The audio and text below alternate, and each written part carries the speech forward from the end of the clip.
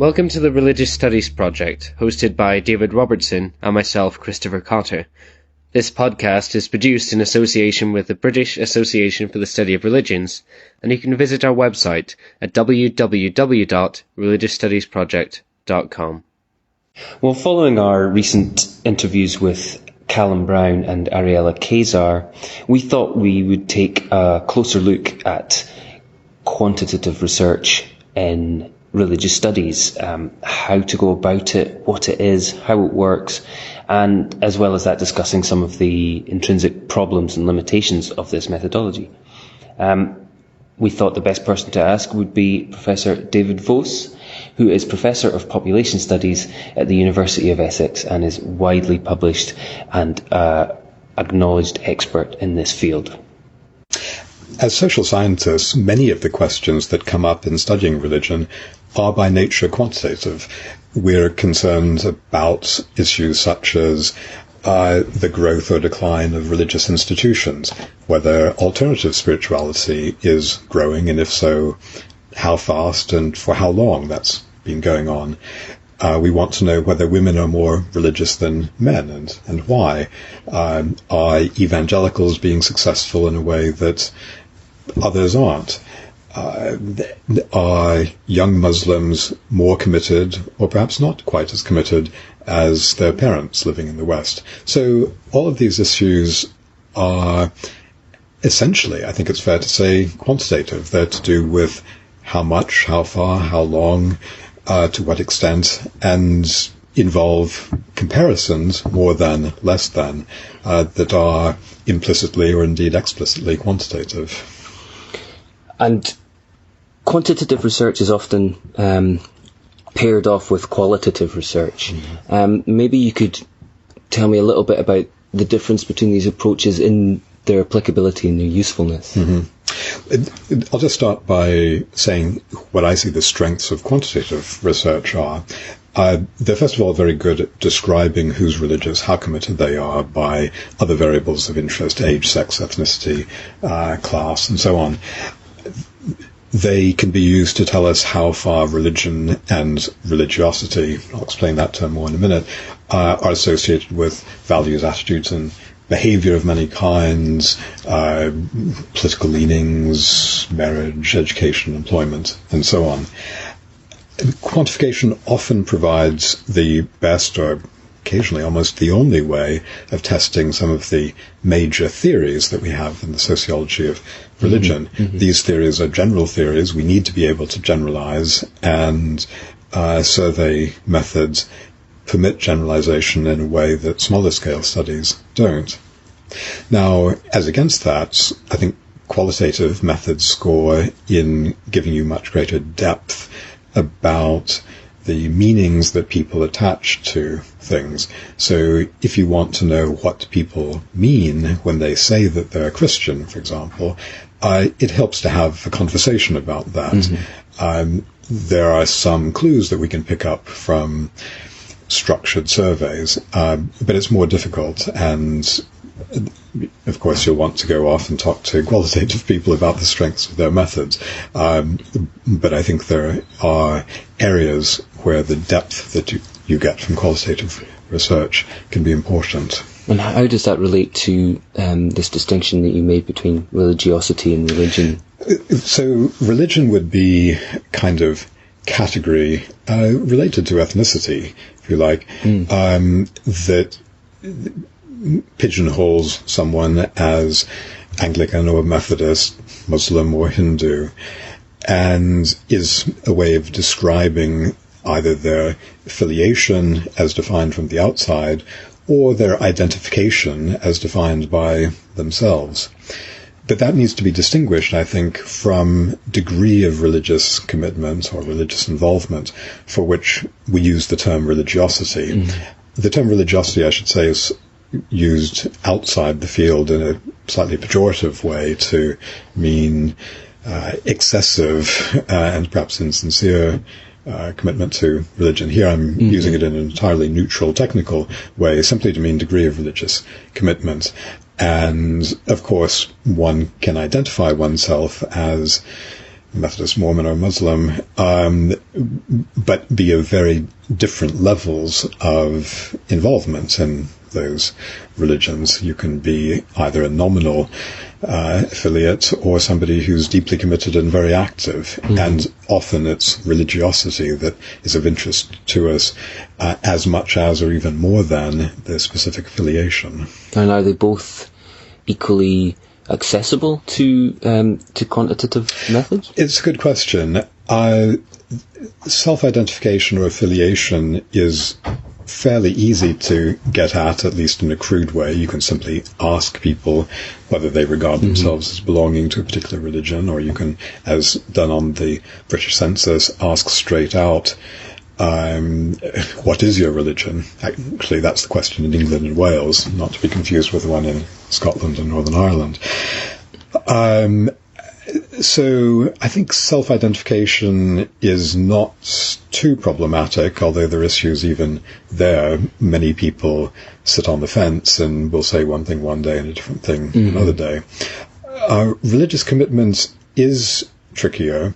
First of all, it's arguably multidimensional, or at any rate can be measured in different ways. As a function of belief, for example, as a matter of religious practice, perhaps to do with values or something else. And exactly how one operationalizes, to use the jargon, this notion or concept of religiosity is something that has been debated for decades, and people will continue to debate for as long as the sociology of religion exists. Let's switch tack then to the kind of research methods that would be used in quantitative research in religion. I mean, the obvious things that spring to mind are questionnaires and the census, which you mentioned just recently. Is that all of the resources we have, or are there other things which I haven't mentioned? Yes. Well, in terms of methods, I think there are two things that one would want to distinguish. One is methods of data collection, and the other is methods of data analysis. The data that we collect often come in the form of surveys. So these would be instruments where typically individuals, though sometimes organizations, for example, churches or mosques or synagogues or indeed other sorts of organizations, would be asked questions. And if it's an organizational group that's the unit of analysis, then some key informants will give the responses on behalf of the group. At any rate, there's that approach to collecting data through surveys, but then we also get information that's collected by institutions for their own purposes.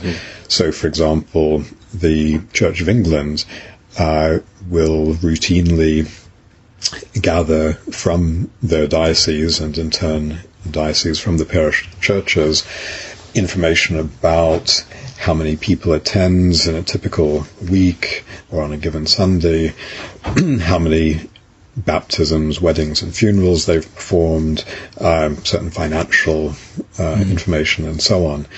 And then that data are available to us on an aggregate level, so we can go away and analyze it. Another important distinction, I think, to make is between primary data collection, where the researcher, him or herself, has a question in mind or a set of research questions, designs a questionnaire, and then goes off and collects the data, or organizes or commissions the data collection. As against that, a lot of people, and I'm certainly one of them, spend more time, in fact, on the analysis of existing data sets. So that's typically referred to as the secondary analysis of data. The idea being that the data have been gathered for other purposes and we're exploiting something that already exists. In fact, I should say many times these are surveys that are conducted not with any other specific purpose in mind, but simply to be general resources for the scholarly community. So here one thinks of leading national surveys, the British Social Attitude Survey, the General Social Survey in the United States and Canada, but then also international survey programs, the European Social Survey, the ISSP International Social Survey Program, the EVS, the European Value Study, and so on. These are all very important resources. So talking about these large data projects, then, how would one go about planning such a thing, and then taking that planning into reality? And are you thinking about data collection or exploitation of existing? That's a good question. It wasn't a distinction that I was really aware of until you were talking about it just now. Well, let's start with the primary one, where a scholar has a particular thing that they're trying to establish. Right. How would you go about designing a questionnaire? Well, there's the questionnaire that, of course, is largely going to be a function of the issues that you're most concerned with, though you need to test it carefully to make sure that you're getting at those issues and that people understand the questions and are responding in ways that are useful to you. Of equal and sometimes greater importance, or at least of greater challenge, is to design the sample. And for that, you need a sampling frame of some sort. That is, you need to know the starting point for selecting individuals or organizations that are going to be participating in your survey. Now, in some cases, this is relatively straightforward. I mean, if you were content, for example, to draw a sample of students at your university, it would be, yes, then with the permission of somebody in the administration, you could probably send an email to a fraction of students randomly selected, asking them to complete a form, for example. If you're interested in, let's say, the attitudes of young Muslim women, then it's very much more difficult because there is no list of all young Muslim women in the country. And so then you have to start getting creative about where you're going to find these people. The difficulty is that to use statistical methods in the analysis and to be able to come up with reliable figures with measurable standard errors or margins of error, you really need some random sampling method. It's not enough to go out and take a convenient sample where you happen to come across 100 young Muslim women, to use my example, because there's no way of knowing whether those women are in fact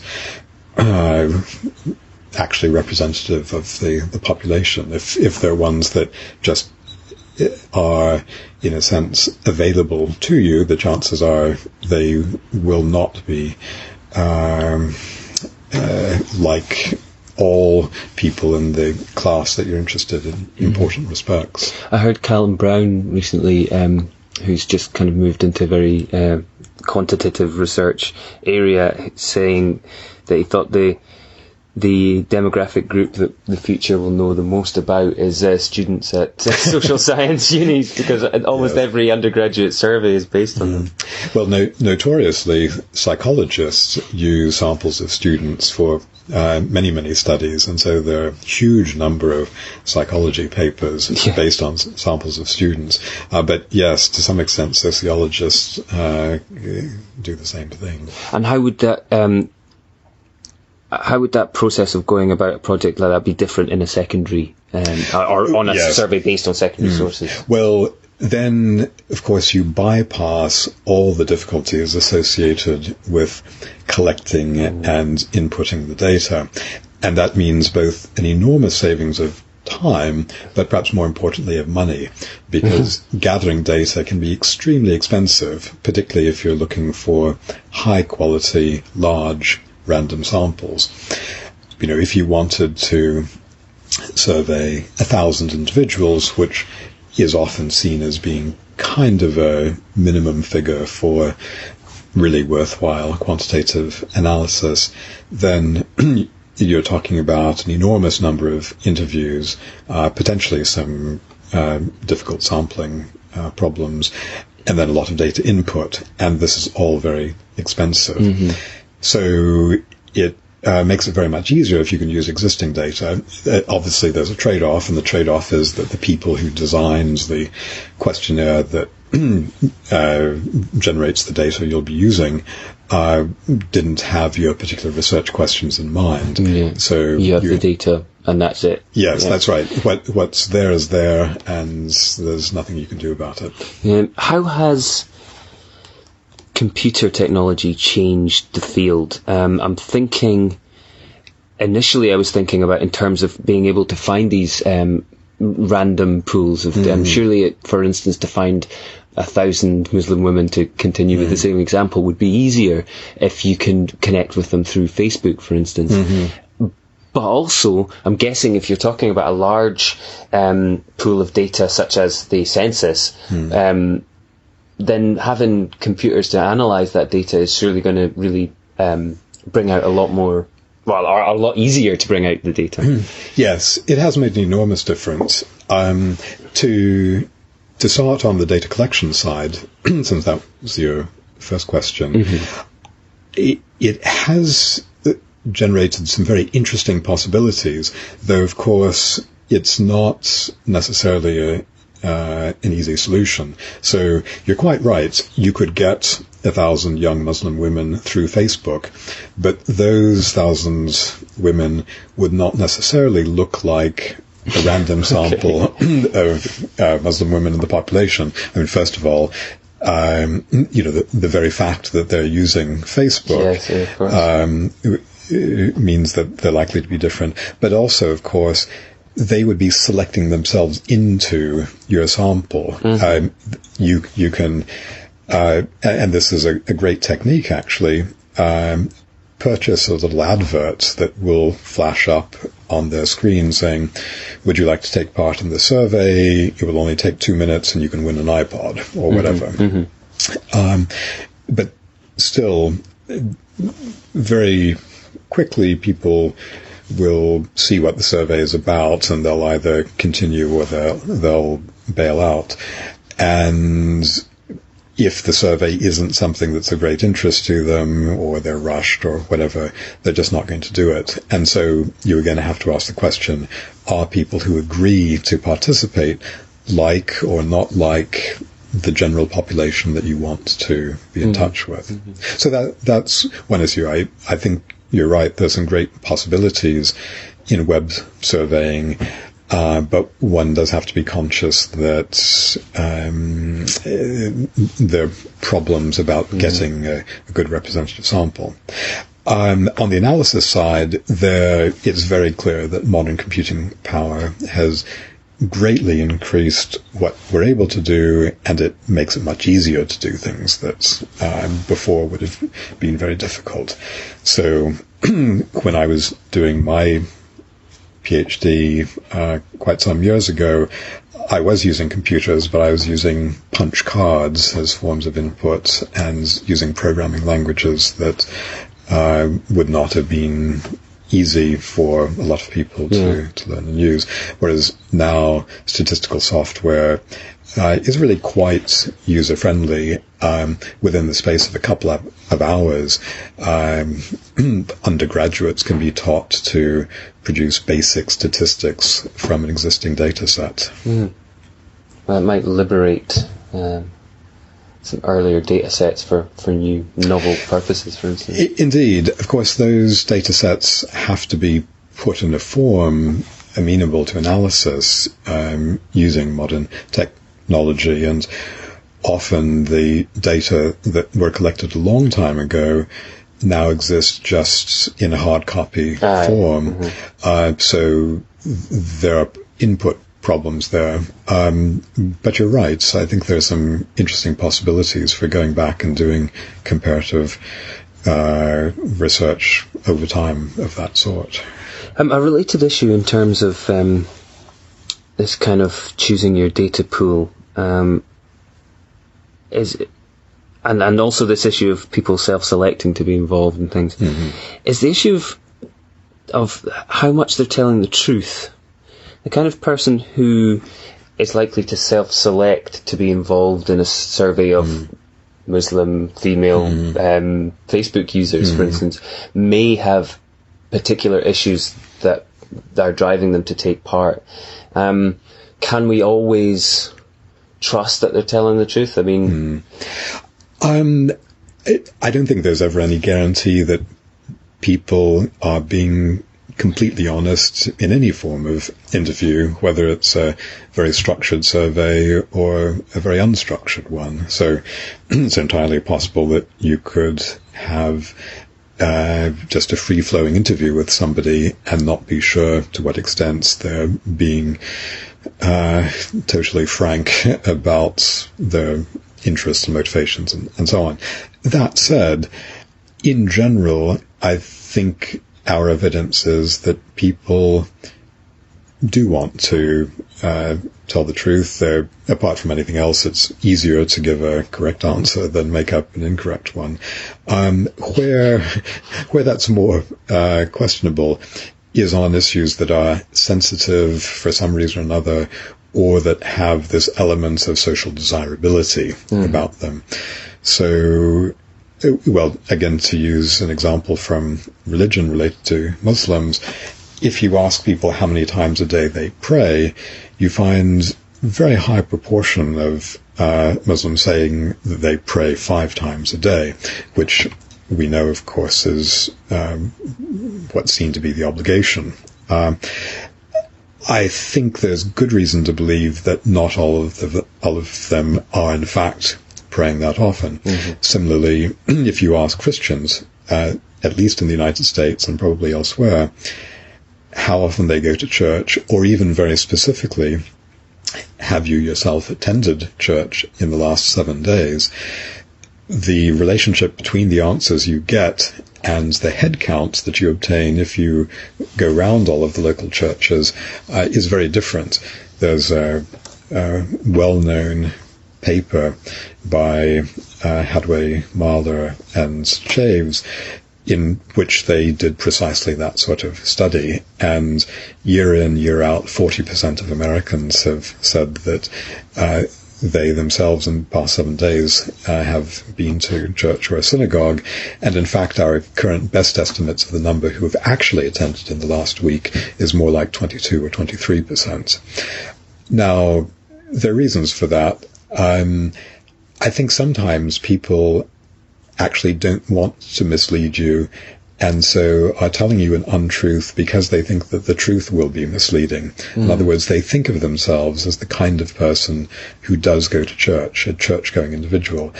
And, of course, it is not necessarily the case that even people who think of themselves as churchgoers are in church every single Sunday. But they might think that that's the sort of thing they would normally plan to do. And so if you ask them, they respond not with what they actually did in the past 7 days, but what they think they would typically do. Yeah, yeah. And of course the whole idea of having people say, this is what I believe and this is what I do, is quite a simplification of human nature, isn't it? We don't always have clear-cut delineations. I mean, I personally struggle to tick any of the boxes on the survey because I don't consider myself to be any of the things which it's asking me to identify as. Yes, this comes back to the problem of operationalizing religious involvement that I mentioned earlier. I think it's particularly problematic with new forms of spirituality, or if you like, alternative spirituality, often referred to as the New Age, because there's so many different things that are embraced by that term, or that could be thought to fall under that umbrella, that trying to get at whether somebody is spiritual in the sense that sociologists might mean is really very difficult. You know, you could run down a whole list of beliefs that one might think are characteristic of the New Age and see how many of those the respondent assented to. You might list a whole range of activities and see how many people said that they had practiced. You can ask for their self-identification. Do you think of yourself as spiritual? And in some ways that's the most straightforward, but again, it's not easy because many religious people also think of themselves as spiritual, and people who aren't religious in any sort of sense that we might think of would nevertheless hesitate to say that they're not spiritual. Anyway, there are difficulties of measurements here. I would certainly agree to that. Yeah, I mean, you're talking of the Kendall project there, I think, in part, anyway. There's also, though, an issue in New Age milieu, particularly in that it's fundamentally based on alterity and a rejection of institutionalization of belief, and so therefore, as soon as you ask them, are you this? There's an automatic impulse to say no. Yes, people don't like to pigeonhole themselves. They don't like to say, I have these beliefs and not those beliefs. In some cases, they'll do that. But we're generally probably concerned to appear open-minded and rational, of course. Things that may not be associated with a rather strict pigeonholing into one category or another. I think the Kendall Project was an admirable example of an attempt, and I think really a very successful attempt in many ways, to quantify the holistic milieu. But the authors themselves would agree that even so, it took a huge amount of time and effort, and still, gives us results that are in some ways debatable. Yeah. Is somebody who attends a yoga class led by somebody who thinks that this is a spiritual activity themselves spiritual and part of the milieu? One aspect of the census that Chris and I often discuss is the Jedi web campaign, which in the 2001 census led to, I believe, 14,000 people. I'm not sure if that's the figure for Scotland or for Britain. Yes, that's Scotland, is it? Yes, in England and Wales there were 390,000 self-identified Jedis. Now, that's an example. They were not self-identifying as Jedis. Rather, they were critiquing the idea of there being a census of what you believe. And in fact, they very effectively, although I don't think this was their intention, but they very effectively distorted the figures for 2001 on these alternative religions and, and New Age beliefs and so on and so forth. Because we don't know what those people were. Were they atheists? Were they nothing? Were they just agnostics? Or were they members of these kind of, were they Wiccans? We don't know. Yes, I think that's true. Exactly what the motivations were of all of those people is certainly open to debate. I think in many cases they just saw it as a bit of a joke and a way to, in a sense, mildly rebel against this prescribed civic duty of completing the census form. The Office for National Statistics in England and Wales decided to regard them as people who had no religion. I suspect that was probably the best decision in the circumstances, but I agree with you that we certainly can't be sure that absent that campaign, that was of course an international one, the whole English-speaking world that had census rounds from 2000 to 2001 and religion questions on the census forms were affected by it. So, yes, absent that campaign, many of those people might have said something entirely different. Yeah. A final critique, and then I'll lay off the quantitative research critiques, is to do with the questions and how the questions being asked can reflect the preconceptions of the researchers and maybe even lead into the answers they're looking for. I just want to read you this quote from Abby Day's article from 2010 in Culture and Religion. Sociologists of religion have based their arguments on quantitative data that asked questions using religious vocabulary to form questions such as, do you believe in God? And deploying Christian-centred values such as, do you think homosexuality is wrong? The results are mixed depending on the survey, but tend to reflect propositional forms of belief only. How would you respond to that charge? As I said at the outset, I think it's entirely true that not everything can be measured through surveys, and what people mean by whatever they say is often better investigated using qualitative methods. So I'm definitely not proposing that quantitative methods should be used to the exclusion of anything else. Though I have to say that at the moment, I think the situation, at least in British sociology of religion, is rather the reverse, that there's too little quantitative research and rather than too much. It's a standard charge that religion is so complex that in practice one can't record and classify beliefs and behavior in this area in a satisfactory way. But I think the need to measure is a strength as well as weakness. It's certainly true that quantification simplifies, but it also forces us to be clear about what we're studying. And the very act of defining variables imposes a kind of rigor and also, of course, lays us open to criticism in a way that one can more easily escape if you're using discursive treatments.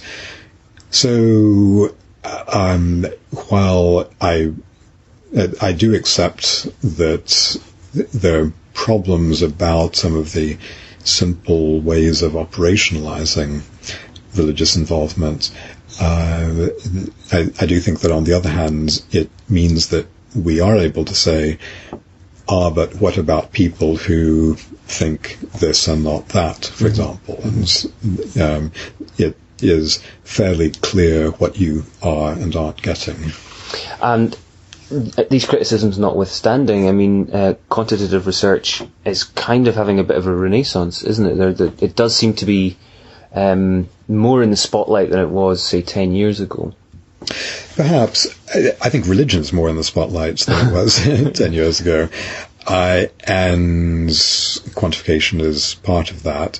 The quantitative approach has always been strong in other countries. One thinks particularly of the United States, where there's a very strong survey-based tradition, but also in some of the Nordic countries and elsewhere in Europe.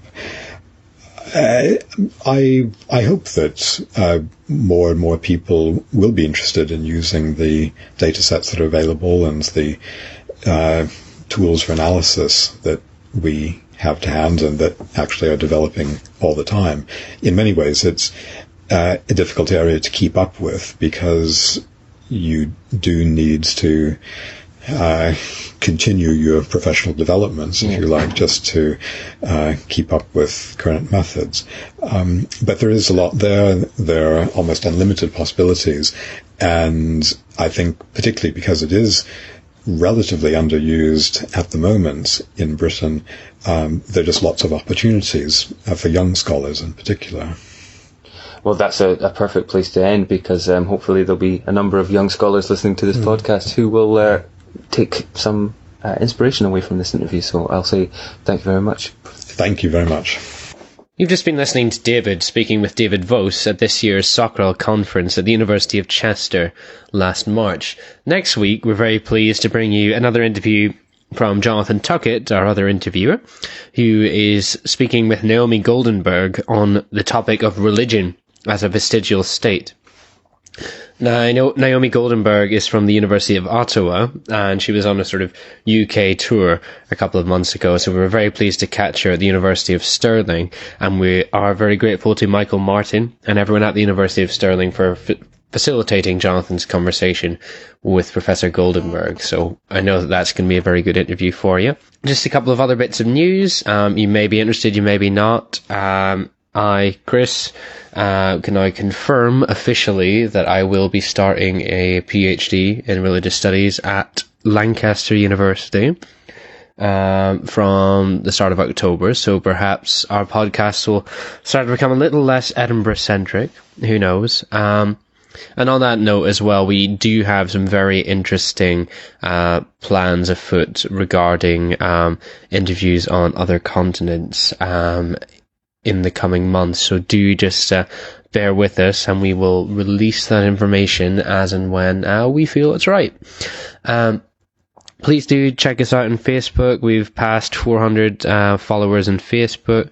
We've got about 300 followers on Twitter. And there's a lot of extra discussion goes on there, a lot of extra links that get posted out by ourselves, by our listeners, and by people who probably never even listen, but just like the sort of hub that they're becoming. Do comment on the website. Do check us out on iTunes, subscribe, and please, word of mouth is a big thing. So if you're a lecturer, if you can tell your students, if you are a fellow student, just pass the things on.